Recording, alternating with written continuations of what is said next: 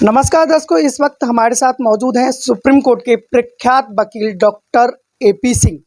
हम आपको बता दें कि देश में जो सबसे बड़ा मुद्दा जो चल रहा था कृषि बिल कानून, जिसको लेकर बातचीत करने की कोशिश करेंगे कि कृषि बिल कानून, हालांकि प्रधानमंत्री नरेंद्र मोदी जी ने कृषि बिल कानून वापस भी ले लिया है, लेकिन उस पर अब आगे की क्या रणनीति है किसानों की, और इस विषय को लेकर हम बातचीत करेंगे एपी सिंह से। जी सर, नमस्कार है। आज का मुद्दा न्यूज़ में आपका। कृषि बिल कानून पर आपने स्टे ली थी और कृषि बिल कानून सरकार ने वापस भी ले लिया, लेकिन अभी तक केस खत्म नहीं हुई। इस पर क्या कहेंगे? नहीं, देखिए, किसानों का जो आंदोलन था, जो काले कानून बने थे, इन पर किसानों का, इस देश का और इस इतिहास का सबसे बड़ा लोकतांत्रिक आंदोलन था, जिसमें 700 से अधिक लोगों की मौत हुई, मृत्यु हुई उनकी। ये देश का सबसे बड़ा, सबसे लंबे समय तक चलने वाला आंदोलन था। 1 वर्ष से भी अधिक चला, जब से किसान बिल माननीय संसद में आए, उसके बाद से चला। अब देखिए, उसके बाद पहली बार भारत में ऐसा हुआ कि इस देश के किसान संगठन माननीय सर्वोच्च न्यायालय में अपनी याचिका को लेकर आए, और उसमें माननीय सर्वोच्च न्यायालय ने लगातार मैराथन सुनवाई की। लगातार 3 दिन तक, तो अंत के 3 दिनों में लगातार मैं सुनवाई में था। किसानों की तरफ से मैं रिप्रेजेंट कर रहा था, जो किसान संगठन हैं उनकी तरफ से। तो उसमें लगातार 3 दिन एक से एक वकील, अटॉर्नी जनरल, सॉलिसिटर जनरल, सारे एडवोकेट उतारे उन्होंने, और माननीय सर्वोच्च न्यायालय में लगातार सुनवाई की। लेकिन माननीय सर्वोच्च न्यायालय ने किसानों की बात को, किसानों की जरूरत को, किसानों की आवश्यकता को, किसानों के सम्मान को, किसानों के मान को, मर्यादा को देखते हुए कि जो कानून थे उन पर स्टे दिया। पहली बार देश में ऐसा हुआ कि संसद द्वारा पास किया गया, माननीय देश के महामहिम राष्ट्रपति द्वारा हस्ताक्षरित कानून को पर स्टे लगाया गया। और उसके बाद सनरा स्टे था, अनिश्चित काल के लिए स्टे था, कोई डेट नहीं थी। जनरली स्टे एक डेट से दूसरी डेट तक के लिए होते हैं, लेकिन अनिश्चित काल के लिए स्टे था, और अनिश्चित काल के लिए आंदोलन चलता रहा। अब जब सरकार को लगा, माननीय नरेंद्र मोदी जी को मैं बधाई देता हूं कि उन्होंने किसानों की आवाज को देर से सही समझा, सुना। उनकी अंतरात्मा ने, जब उन्हें फुर्सत मिली होगी, शायद राजनीतिक व्यस्तताएं होती हैं, उसके बाद जब उनकी आत्मा में लगा, उन्हें किसी न किसी दिन तो उन्हें खाने की थाली में, अपने गिलास के दूध में, दलिया में, दाल में, सब्जी में, चाय में, कहीं ना कहीं उन्हें किसान की याद आई। किसान की उन्होंने सुध ली, और उन्होंने किसानों के जो बिल थे, ये बिल थे, उन्होंने कहा कि हम समझा नहीं पाए। समझने और समझाने के बीच के रास्ते में 1 साल लग गया। समझने और समझाने के बीच में 700 से अधिक मौतें हो गई। ये सब कुछ सरकार ने कहा कि लगभग जो आंदोलन के दौरान जो सैकड़ों किसानों पर जो मुकदमे लगे थे, उनके लिए सरकार वापस ले लेगी। क्या अभी तक जो किसानों के ऊपर जो मुकदमे लगे थे, क्या सरकार ने वापस ले पाई अभी तक? देखिए, जब ये कृषि कानून वापस ले लिए, तब उसके बाद हमने, जो माननीय सर्वोच्च न्यायालय में है, उसमें से केस वापस करने के लिए संबंध में प्रोसेस शुरू किया। और इस विषय पर किसानों के संगठनों ने विगत दिनों press club of India Delhi में एक प्रेस कॉन्फ्रेंस भी आयोजित की। आप थे उसमें, सभी लोग थे। उसमें हमने बात की थी कि हम अपने जो केस पड़े हुए हैं सुप्रीम कोर्ट में, उनको वापस लेने का प्रोसेस शुरू कर रहे हैं। और उसके साथ साथ हमारी ये भी बात थी, मांग थी सरकार से, और सरकार ने आश्वासन भी दिया था कि जो किसानों के बिल के कानूनों के विरोध में के दौरान उस समय जो केस बने, दिल्ली में, हरियाणा में, पंजाब में, उत्तर प्रदेश की कहीं भी बने, पूरे देश में, गुवाहाटी से चौपाटी, कन्याकुमारी से कश्मीर तक, उन केसों को खत्म करने का दायित्व तो सरकारों का है, राज्य सरकारों का है। तो केंद्र सरकार के मिनिस्ट्री ऑफ होम अफेयर्स ने एक पत्र जारी किया था कि राज्य सरकारें उनके ये केसों को वापस ले लें। विषय ये नहीं कि सरकार भाजपा की है या सरकार विपक्षी दलों किसकी है, लेकिन राज्य सरकारों की जिम्मेदारी थी कि वो सारे के सारे केस वापस लिए जाएं। किसान नेताओं का तो यह भी कहना है कि कृषि बिल कानून सरकार ने हमारे आंदोलन के दबाव के चलते वापस किया है, कि सरकार को यह महसूस हो गया था कि अगर कृषि बिल कानून अगर वापस नहीं लिए तो आने वाले चुनाव में कहीं हम चुनाव हार ना जाएं, इस वजह से कृषि बिल कानून वापस लिए गए हैं। ऐसा किसान नेताओं का कहना है।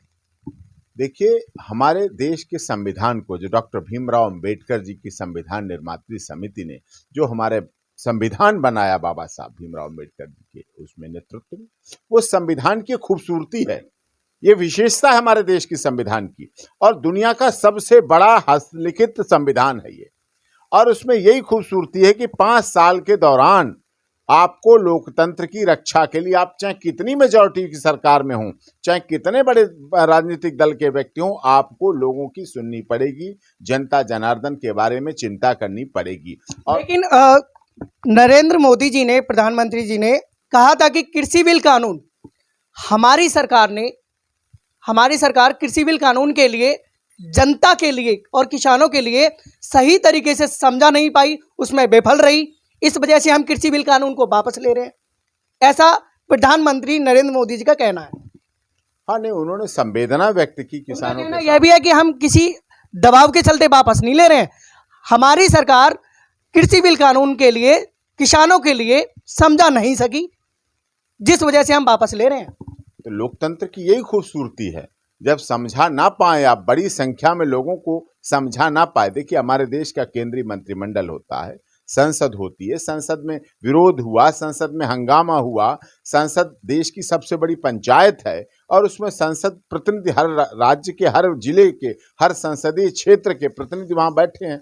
तो नहीं समझा पाए, नहीं समझ पाए, तो 140 करोड़ लोग जब माननीय मोदी जी की टीकाकरण की बात समझ लेते हैं बड़े गर्व से, और 100 करोड़ का आंकड़ा फटाक से पार कर देते हैं, जब माननीय मोदी जी के दीपक जलाने की बात समझ लेते हैं, सभी लोग अच्छी तरह से और दिया जला देते हैं, ताली बजाते हैं, थाली बजाते हैं। जब धारा 370 ए और 35 धारा 370 और 35 ए जब हटाई, तो उसका खुले दिल से जम्मू कश्मीर के लोगों ने नहीं, खुले दिल से इस देश की आवाम ने माननीय मोदी जी का स्वागत किया। जब माननीय मोदी जी प्रभु श्री राम के मंदिर निर्माण की बात की और मंदिर निर्माण के लिए कदम बढ़ाया उन्होंने, तो पूरी देश और पूरी दुनिया के लोगों ने माननीय मोदी जी को समझा, उनको दिल से सराहा। और पूरे देश दुनिया में जाते हैं तो माननीय मोदी जी की वसुधैव कुटुंबकम, और सब एक होके चलें, और सब ये चीज़ें, स्वच्छता का अभियान, जो हर चीज़ जब मोदी जी की समझ लेते हैं, तो कहीं न कुछ मजबूरियां रही होंगी उनकी भी।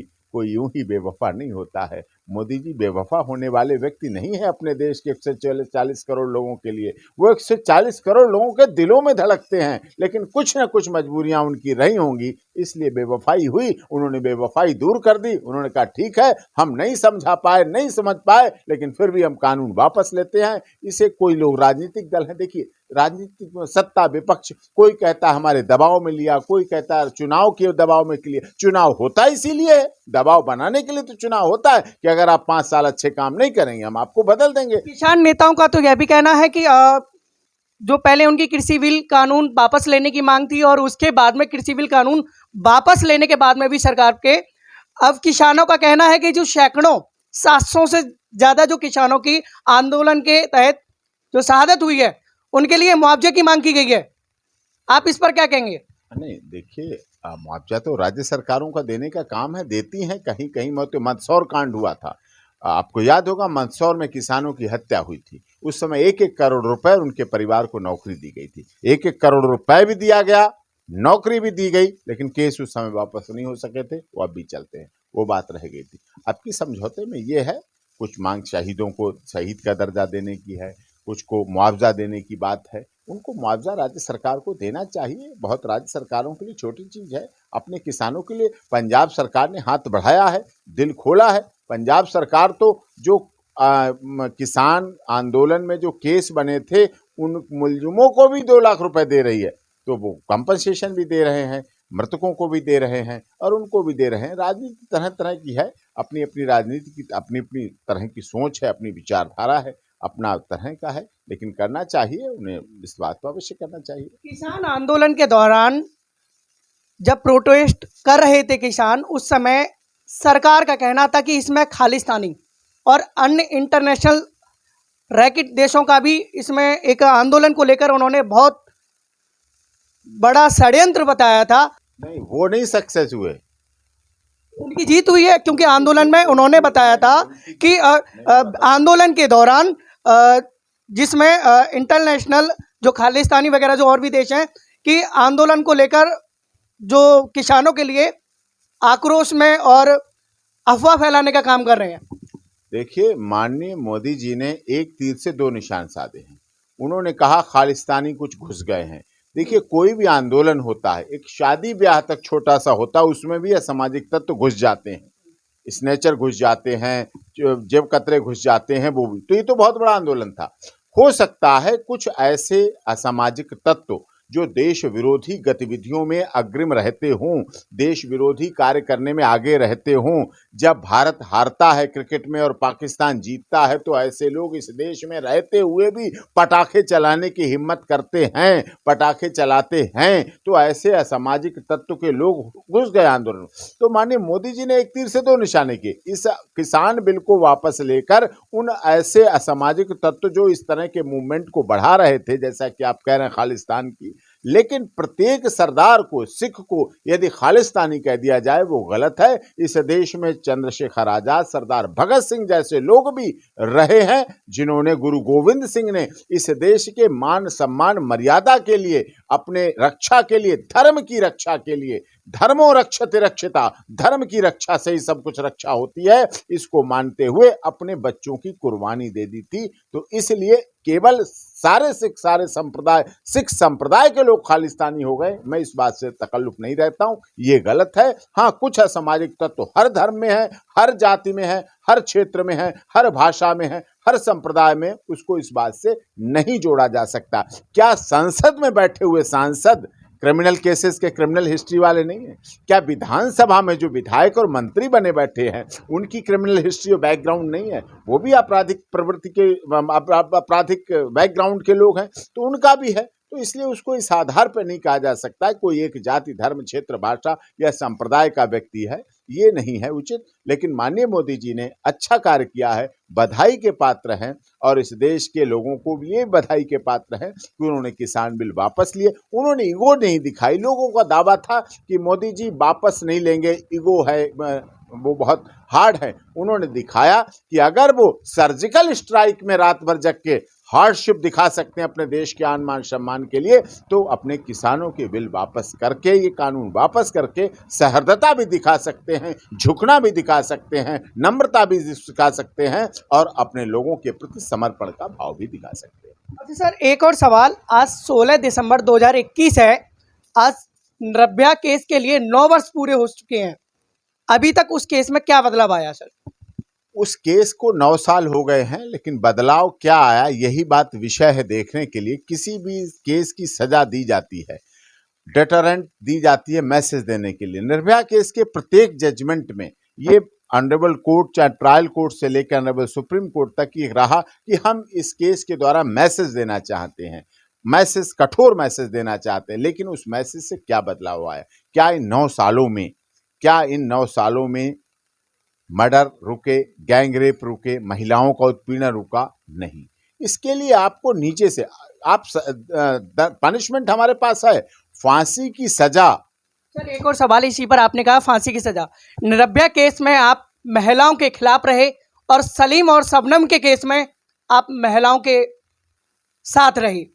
इसमें क्या कहेंगे, दोहरी नीति आप क्यों अपनाते हैं, क्या वजह है? मैं महिलाओं के भी साथ हूँ, पुरुषों के भी साथ हूँ, बच्चों के साथ हूँ, जलचर जीव, पशु पक्षियों, सबके साथ हूँ।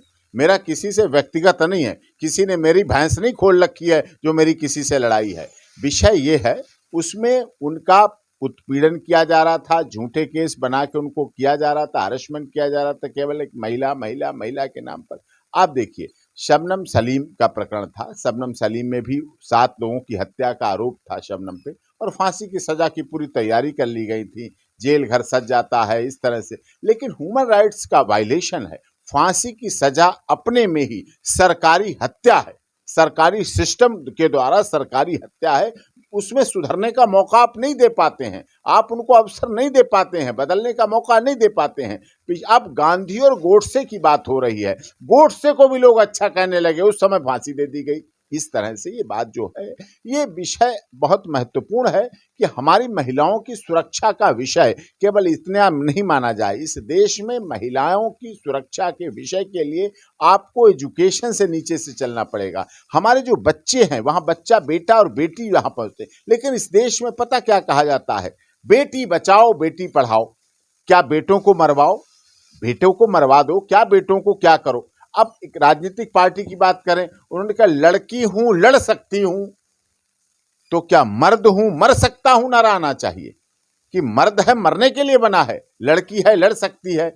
इस तरह से विभेदकारी नीतियां हैं। आप कमीशन की बात करें, महिलाओं की सुरक्षा के लिए कोर्ट हैं, महिलाओं की सुरक्षा के लिए स्पेशल कोर्ट्स हैं, फास्ट कोर्ट्स हैं, महिला आयोग है, महिला हेल्पलाइन है, महिला हेल्प डेस्क है, महिला फोरम है, महिला के लिए सब कुछ, महिला मंत्रालय है, महिला के लिए सब कुछ हो गया, महिला कमीशन, मजिस्ट्रेट, सब कुछ हो गया। लेकिन पुरुष के लिए कहाँ है?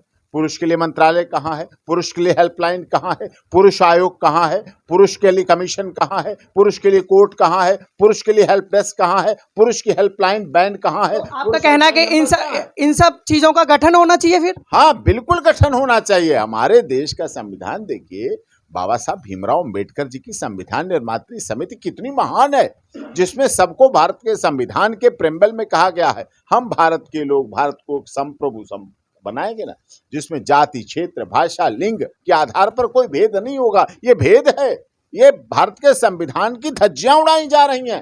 ये नहीं है बराबरता, समानता का अधिकार। कहां समानता का अधिकार दिया गया? आपने महिला को पुरुष को बराबर नौकरी का अधिकार दिया, आर्मी में दिया, लेकिन वो महिला आयोग उसके लिए है, पुरुष के लिए कहां है? इसकी वजह से, महिलाओं के उत्पीड़न की वजह से इस देश में 150 से 250 पुरुष प्रतिदिन आत्महत्या करते हैं, प्रतिदिन आत्महत्या करते हैं। आंकड़े हैं, इन आंकड़ों की कोई चर्चा नहीं करता, इनकी कोई तो जबकि बाबा साहब अम्बेडकर जी ने संविधान का निर्माण किया, तो कहीं ना कहीं इस तरीके से फिर जो आपने बताया पुरुषों के लिए अलग भेदभाव तरीके से रखा गया, महिलाओं के लिए सब कुछ कानून बनाए गए लेकिन पुरुषों के लिए नहीं बनाए गए, तो कहीं ना कहीं संविधान में कुछ ना कुछ कमी है, जो कि इस तरीके से फिर ठीक ना करना चाहिए संविधान जो सब परिवर्तन ही होना चाहिए। अब देश में संसद में बात उठनी चाहिए, जैसे खराब चीजों को संभाला गया, कभी 370 बना दी गई, कभी 35 से बना दिया गया, तो उनको हटाया गया, चीजें संभाली गई। सुधारात्मक प्रक्रिया तो जीवन में चलती रहती है। आज कानूनों का दुरुपयोग हो रहा है, पॉक्सो का दुरुपयोग हो रहा है, डॉरी केस का दुरुपयोग हो रहा है, रेप केसों का दुरुपयोग हो रहा है। सच्चे केस भी हैं, ऐसा नहीं, सच्चे केस भी हैं, पीड़ित हैं, विक्टिम हैं, असली पीड़ित हैं, विक्टिम हैं, और इन झूठे केसों के चक्कर में सच्चे पीड़ितों को भी न्याय नहीं मिल पाता है। वो समझ लिया जाता है कि राजनीतिक रूप से फंसाया होगा, पॉलिटिकल मोटिवेशन, इस तरह की बात हो जाती है। लेकिन होना ये चाहिए कि सच्चे केसों को, जिससे कि टाइट मामला हो।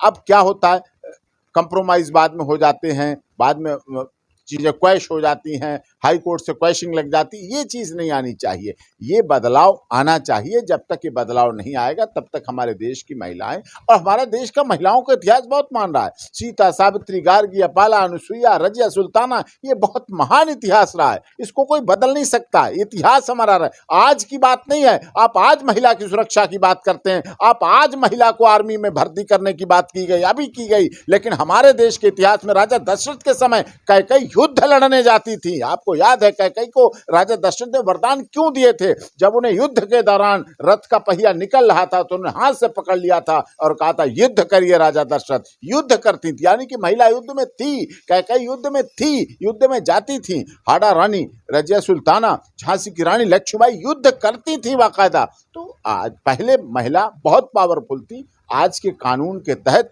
महिला को कमजोर किया गया, लेकिन महिला को मजबूत करने का ढिढोरा तो पीटा गया, लेकिन महिला पूरी तरह से मजबूत नहीं हुई। जहां झूठे केस होते वहां उसका हरेसमेंट पुरुष का किया जाता है। ये दुखद है और ये गलत है, और इस देश में ऐसा नहीं हो। यही शबनम सलीम में हुआ। शबनम सलीम को भी उस तरह मुद्दा प्रॉपर्टी का था, उस विषय को लेके, और उसमें हत्या और फांसी और सब, फांसी की तैयारी कर ली गई। वो तो अच्छा रहा, चलो उसमें माननीय राज्यपाल महोदय के ने हमारी सुनी और हमारी याचिका पर विचार किया और फांसी की सजा रोकी। एक तरफ निर्भया केस में आप आरोपियों के वकील रहे और आप काफी चर्चित वकील हैं, विवादित मुद्दे भी लेते हैं आप, तो उस समय आपका कहना था कि जो लोग हैं जिन पर निर्भया का रेप केस का जो आरोप लगा है वो झूठा लगा है। और दूसरी तरफ जब सलीम और शबनम के आप वकील हैं तो उसमें आप कहते हैं कि जो 7 हत्याएं उसने की थी शबनम ने, सलीम और शबनम ने की थी, उसके लिए आप झूठा साबित, हाँ, उन्होंने नहीं की। आप फांसी नहीं होने दे रहे उसमें। फांसी नहीं, देखिए, फांसी सुधार नहीं है। फांसी से क्या बदल जाता है? फांसी से क्या मिल जाता है? आपको सुधरने का मौका दीजिए। जीवन लेने का हक, अपराध पे अंकुश तो लगेगा। जीवन लेने का हक उसी को है जो जीवन देता है। जब आप जीवन दे नहीं सकते तो जीवन ले नहीं सकते। कोरोना काल में आप बचा सके क्या आपकी मेडिकल सुविधाएं, क्या आपके डॉक्टर, क्या आपके मेडिकल स्टोर, क्या आपके अस्पताल बचा सके? गंगा भर गई लाशों से, शमशान घाटों के आगे लाइन लग गई, आप नहीं बचा पाए जीवन को। उस घटना के बाद से ही हुआ ये। उसके बाद आपको याद होगा 20 मार्च 2021 को, उसके बाद से कितना हुआ, भयंकर नरसंहार हुआ। कोरोना के नाम पे हुआ, मेडिकल के नाम पे हुआ, ऑक्सीजन ना मिलने के नाम पे हुआ, एम्बुलेंस ना मिलने के नाम पे हुआ। तो आप कहां, उन 4 का तो जीवन आप ले सकते थे कानूनी रूप से, लेकिन आप लाखों लोगों का जीवन नहीं बचा पाए जिनकी बचाने की जिम्मेदारी सरकारों की थी। जिसने 7 लोगों की हत्या की, काट कर हत्या की, उसके लिए आप फांसी से बचाना चाहते हैं। और बचाएंगे। मैं फांसी के सदैव खिलाफ था, हूं, रहेगा। क्यों खिलाफ हूं? क्योंकि इस देश में तो फांसी की सजा है। 111 देशों में दुनिया के, हम बात करते हैं वसुधैव कुटुंबकम की, हम बात करते हैं दुनिया को रास्ता देंगे, जगत गुरु बनेंगे दुनिया के लिए, एक मिसाल बनेंगे भारत। माननीय मोदी जी चाहते हैं कि दुनिया के जगत गुरु के रूप में भारत उभरे, प्रभुत्व संपन्न रूप में, लेकिन भारत कानून के रूप में कहां खड़ा है? दुनिया के 111 देशों में फांसी की सजा नहीं है। फांसी की सजा खत्म की जा चुकी है। वहां फांसी की सजा अमानवीय है, फांसी की सजा मानवाधिकारों का हनन है, फांसी की सजा नेचुरल जस्टिस के खिलाफ है, फांसी की सजा जीवन। महात्मा गांधी ने कहा था फांसी की सजा के खिलाफ, महात्मा गांधी ने फांसी की सजा के खिलाफ बहुत काम किया। और महात्मा गांधी जी ने कहा था कि फांसी की सजा राज्य के द्वारा की जाने वाली प्रायोजित हिंसा है, और महात्मा गांधी अहिंसा के बहुत बड़े पुजारी रहे। तो आपको क्या लगता है कि फांसी की सजा का जो प्रावधान है, फांसी की सजा कैंसिल होनी चाहिए, फिर इसकी जगह कोई दूसरी सजा होनी चाहिए? लाइफ इम्प्रिजनमेंट है, उम्र कैद है, आप उसको सुधरने का मौका दें, जेल में उससे काम कराएं, उसको एक मौका दें, उसके परिवार वाले उसे देखते रहें, उसे मेहनत करवाएं। आप हार्ड जितनी अधिक से अधिक मेहनत करा सकते हैं, आप उसके जीवन का प्रयोग करें, आप उसकी लाइफ का प्रयोग करें। आपको अभी कोरोना, जब ये टेस्ट चल रहे थे, कोरोना की वैक्सीन के लिए टेस्ट, आपके पास आदमी नहीं मिल पा रहे थे, जानवरों पर टेस्ट करना पड़ रहा था। अब जानवर की बॉडी और आदमी की बॉडी में बहुत फर्क है, तो टेस्ट करने के लिए ऐसे लोगों का प्रयोग करो, ऐसे लोगों को रखो, उनको अपने उसके प्रयोग के लिए लो। फांसी की मौत देने से क्या फायदा है? क्या मिलेगा? खून की नदियां बहा करके तुम्हें है मजा एक प्यार की। किसी गुनाह की सजा, सबसे बड़ी जो सजा बताई जाती है फांसी की सजा।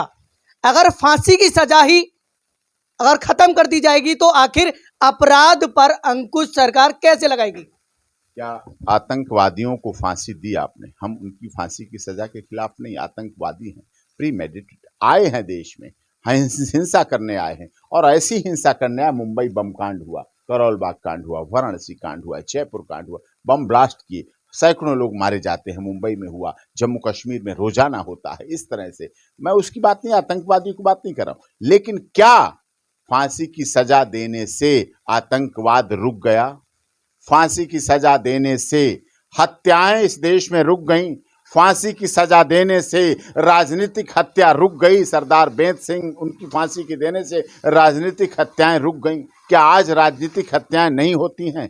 क्या ये सब रुका है? क्या नहीं रुका। इसके लिए आपको दूसरी सोच बनानी पड़ेगी, मानसिकता बनानी पड़ेगी। क्या इस दुनिया में 111 देशों में जहां फांसी की सजा खत्म हो गई है, वहां अपराध बहुत ज्यादा बढ़ गए हैं? क्या वो अपना कैलकुलेशन नहीं करते हैं? क्या वो अपना जोड़ घटाना नहीं करते हैं कि फांसी की सजा शुरू कर दी जाए या खत्म रहने दिया जाए? ऐसा नहीं है। जीवन लेने का हक उसी को है जो जीवन दे सकता है, और एक के बदले आप 5 की हत्या करें, ये कहीं का सिस्टम में नहीं है, हमारे नियम में नहीं। लेकिन मीडिया ट्रायल, राजनीतिक दबाव, पब्लिक प्रेशर, पॉलिटिकल प्रेशर, ये बहुत अहम भूमिका निभा देते हैं कई बार केसों में, जिसकी वजह से फेयर ट्रायल नहीं हो पाता है, निष्पक्ष न जांच हो पाती है, न निष्पक्ष ट्रायल हो पाता है, न निष्पक्ष फैसले हो पाते हैं। इसलिए ये दुखद है। हमारे देश की ये इस पर भी माननीय मोदी जी की सरकार को करना चाहिए कि जो ट्रायल, मीडिया ट्रायल हो जाए। कई ऐसे मामले हैं जिनके लोग भटक रहे हैं, जिनके लोग नहीं मिल पा रहे हैं। कई ऐसे मामले जिनका पिता बरसों बरस भटकता रहता है और उनका पुत्र नहीं पता चल पाता है कि जिंदा है या मुर्दा है। उसके लिए पुलिस नहीं है, उसके लिए कानून नहीं है, उसके लिए अदालत नहीं है, क्योंकि वो मीडिया ट्रायल नहीं है। मीडिया ट्रायल हो जाए तो उसके लिए सारे लग जाते हैं। मीडिया ट्रायल अगर भैंस भी, सरकारें तो ऐसी ऐसी आई हमारे देश में, हमारे प्रदेशों में, कि भैंस खो गई तो उसके लिए बड़े बड़े थानेदार ढूंढने लग जाते थे, और यहाँ आदमी पता नहीं चलता है तो उसके लिए कोई पूछने वाला नहीं होता है। तो ये चीज है, दुखद है हमारे देश के सिस्टम में। इसमें बदलाव आना चाहिए, न्यायिक पद्धति में बदलाव आना चाहिए। जब तक इन्वेस्टिगेशन एजेंसी निष्पक्ष जांच नहीं करेंगी तब तक झूठे लोग फंसाए जाते रहेंगे। निष्पक्ष एजेंसी की लोग, देखिए, पुलिस पर भरोसा करते हैं, लेकिन पुलिस जब डाउटफुल इन्वेस्टिगेशन करती है, लोग एसआईटी की जांच करते हैं। क्यों? एसआईटी में भी तो पुलिस है।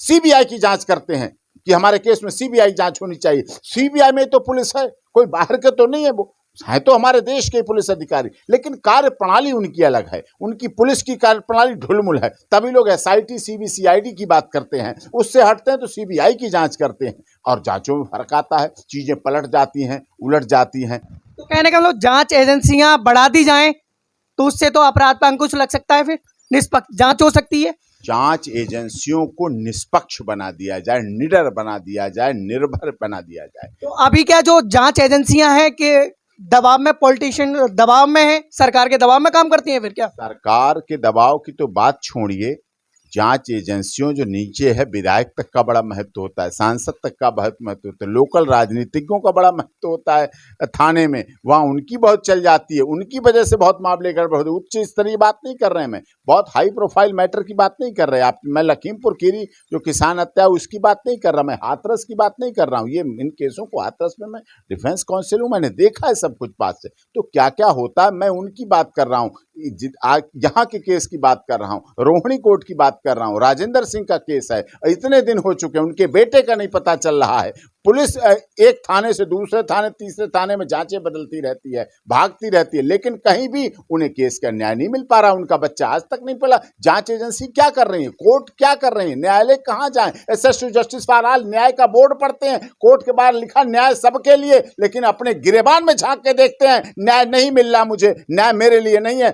झूठ लिखा है दीवारों पर कि एसएस जस्टिस फॉर ऑल, न्याय सबके लिए, सबके साथ, गलत लिखा है। तो इस तरह से ये चीजें हैं, और तथ्य हैं, सबूत हैं, और ये बातें, यही आज चल रहा है विषय, और बहुत महत्वपूर्ण विषय है। इस पर चर्चा करनी चाहिए, और माननीय सर्वोच्च न्यायालय को भी, देश की संसद को भी, राज्यसभा, लोकसभा को भी इसमें बिना किसी, अब वो सोचते क्या है, ऐसा कर देंगे तो वो भी तो दोषी हैं, उनके ऊपर भी केस है, उनके बच्चों पर भी केस है, वो दूध के धुले नहीं है। दूध के धुले हों तभी तो वो ऐसा कानून बनाए, वो ऐसा कानून नहीं बना पाते। ये ऐसा हमाम है आपराधिक दुनिया का, इस हमाम में सारे के सारे नंगे हैं, कोई उससे दूर बचा हुआ नहीं है।